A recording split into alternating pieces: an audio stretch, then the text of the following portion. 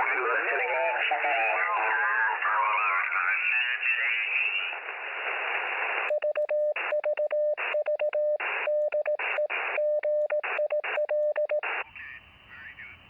guys, this is Gilles, the radio prepper. I have my PRC 320 here set up on the table. And today we are going to talk about 10 pieces of advice regarding radio prepping or survival radio. And I know a lot of people won't agree with me, but I speak from experience. So to all the new radio operators out there, I think I have a couple things that may interest you. One thing I need to specify here before we start is that radio prepping or survival radio is not the same as emergency radio. Those are totally different animals. Emergency radio is a community-based service with a supporting infrastructure. So you might spend a few days in the field helping your community, and then you go back home, you recharge your batteries, or you have a generator maybe to operate in the field or things like that. But you have a support system. Survival radio is a very small group or individual matter, and you have no supporting infrastructure at all. You have no grid power, and you might be running away on foot to avoid a catastrophe or something. You're not going home that night to sleep in your bed, maybe ever again. So those are two different things. They require different gear and different tactics. So don't confuse them. First, one of the most important things you need to know about radio: power does not matter that much. And I know people are not going to agree with this. I'm not saying it doesn't matter, but it doesn't matter that much. The power output of a radio should be the last piece of information you use to decide if you want to buy a radio or not. You can make contacts with milliwatts, literally. 1,000 miles with 100 milliwatt is not unheard of, and I'm speaking about HF radio here. I'm not talking about these handhelds. So we'll start with HF radio. Power does not matter that much. In my opinion, if you use a voice mode radio, USB, LSB, AM, FM, whatever, but mostly USB, LSB, probably 10 to 20 watts, 30 watts is plenty of power. Military radios, military manpacks like the one I just showed you here, usually only have about 25 to 30 watts. The PRC 320, the one I'm using today, has 30 watts maximum. Why? Simply because you don't need much more than that. And also because if you have more power, you're going to drain your batteries a whole lot faster. And we'll talk about batteries a little bit more later, but remember this: if you don't remember anything else, power doesn't matter that much. Number two,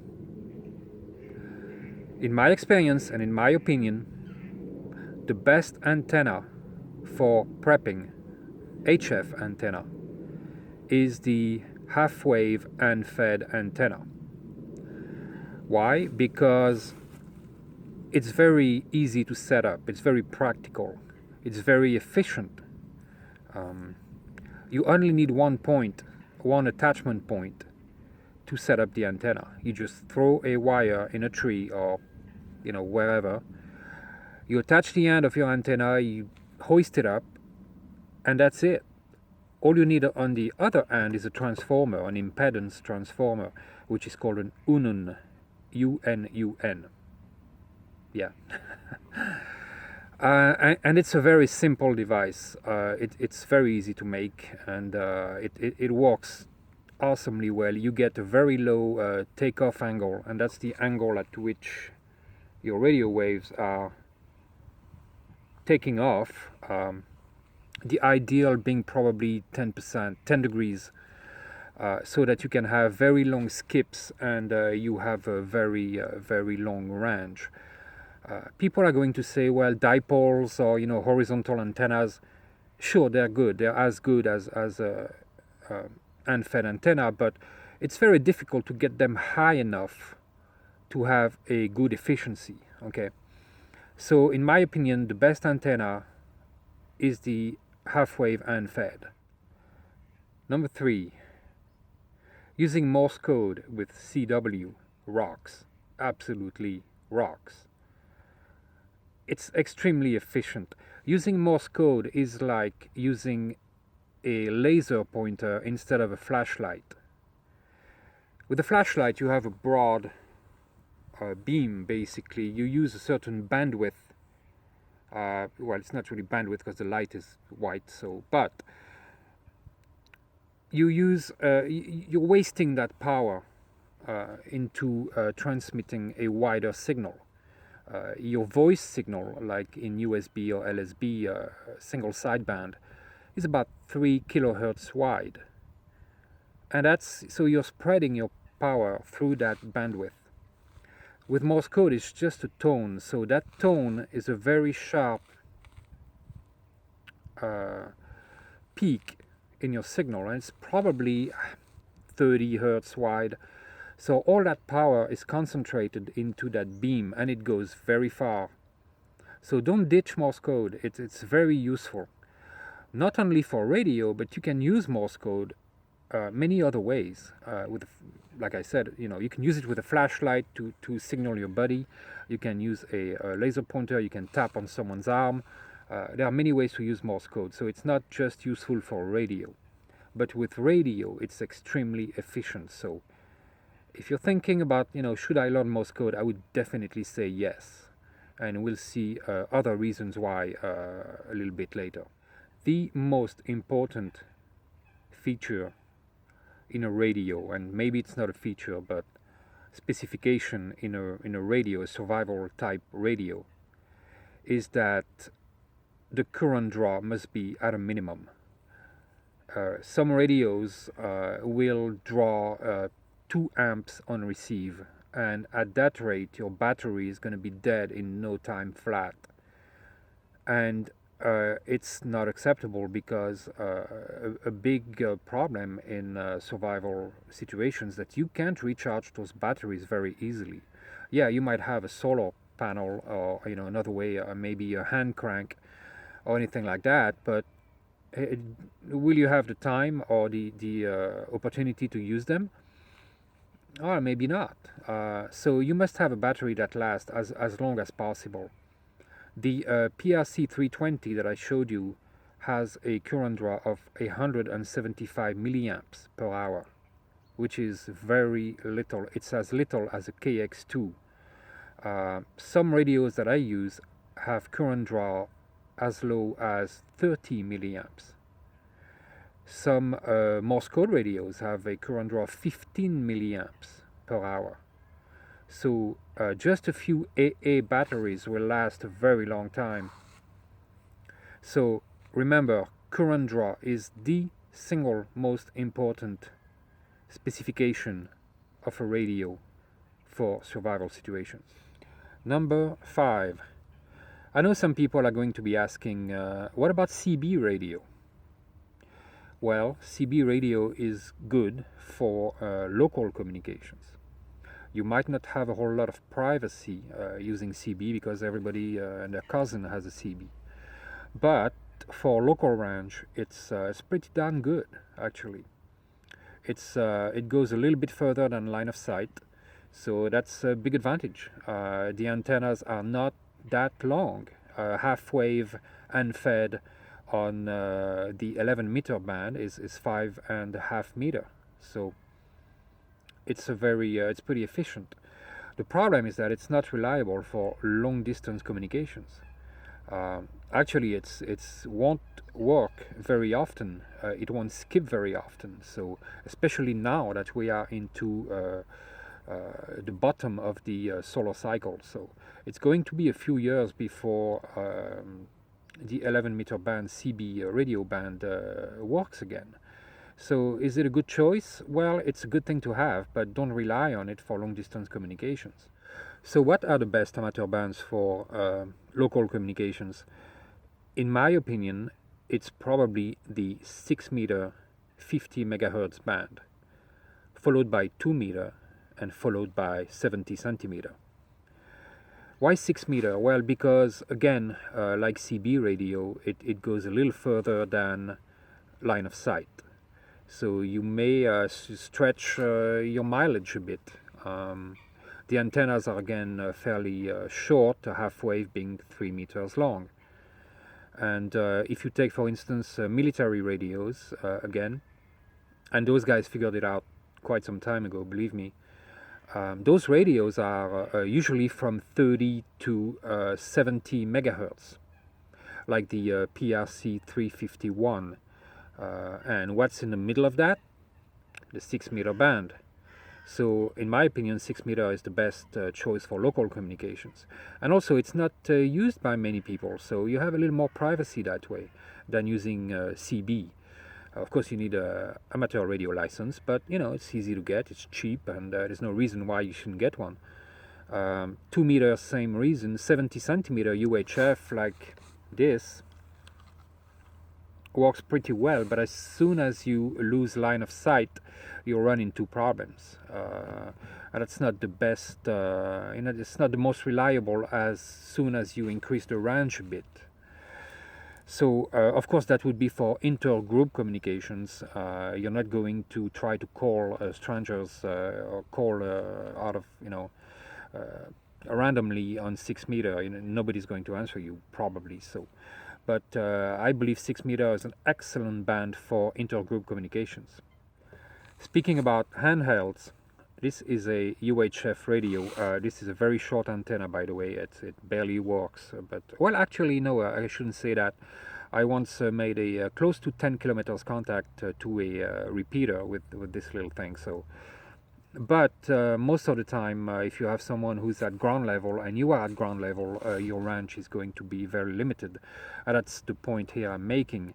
These radios, any of these handhelds, Chinese made or Japanese, doesn't matter, will only get you a few miles. And that's probably the maximum I've got ever. Well, no, I shouldn't say that. The maximum was probably about 35 miles, but the antenna, the repeater antenna, was at 1,400 feet.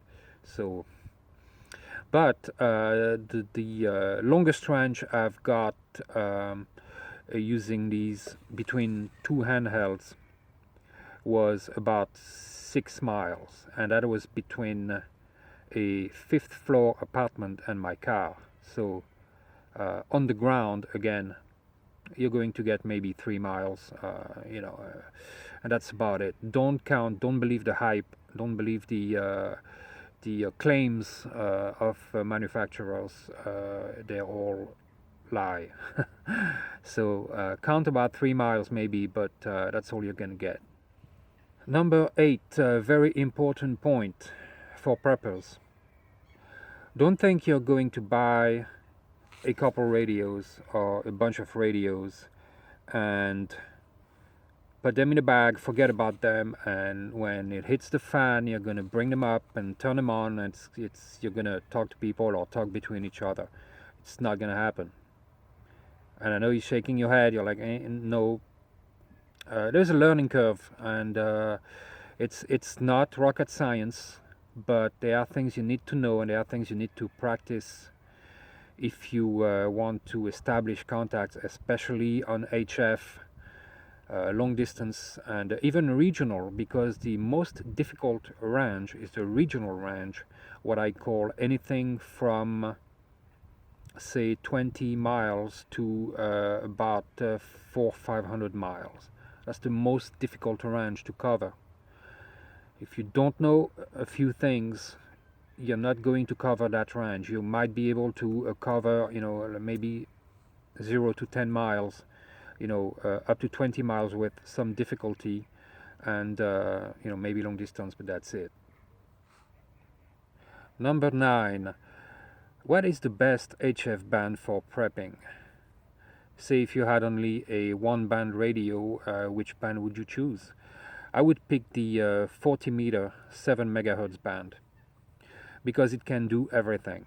It can do local range, it can do regional range, and global range. So that's what I would use.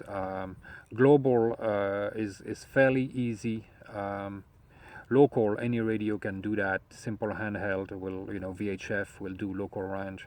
40 meter will do everything, including the difficult regional range, which is between about 20 miles to maybe 400 miles or so. For that, you need to use a horizontal antenna, and you need to send your signal straight up so that it comes down this way and covers a wide area around you.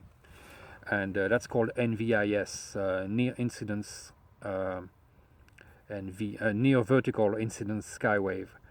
And 40 meter does that.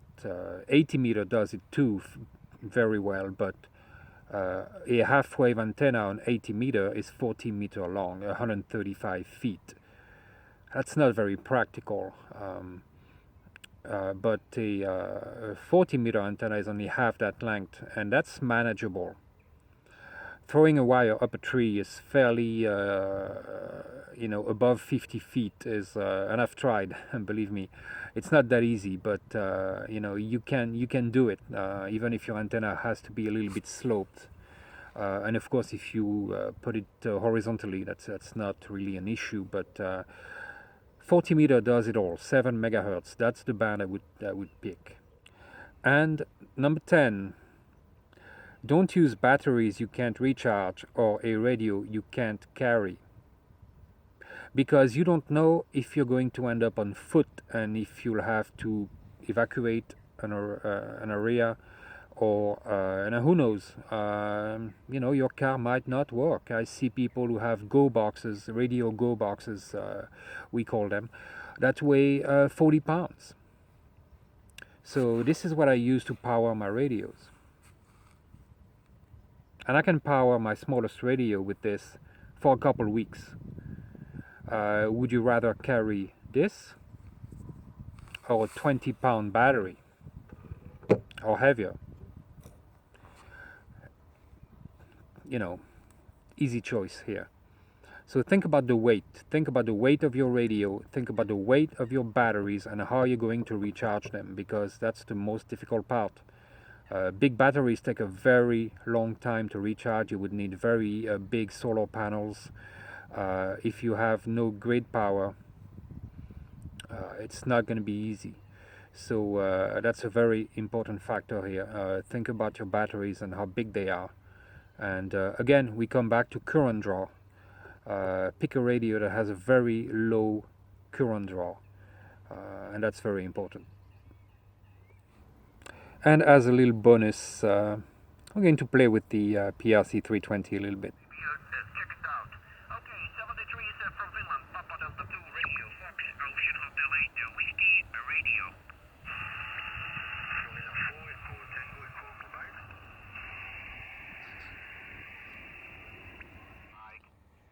Foxtrot 4, Whiskey, Bravo, Yankee, Manpack Portable. Whiskey 4, Florida 4, Whiskey, Bravo, Yankee, / Portable 59, my name is Vlado, over. Thank you very much. You are a 5 here in the north of France. No S meter, but very good signal here near the town of Lille, Lima, India, Lima Echo, QSL. Florida 4, Whiskey, Bravo, Yankee, / Portable 59, thank you, have a nice afternoon, good luck. Have a good one, Fox 4, Whiskey, Bravo, Yankee.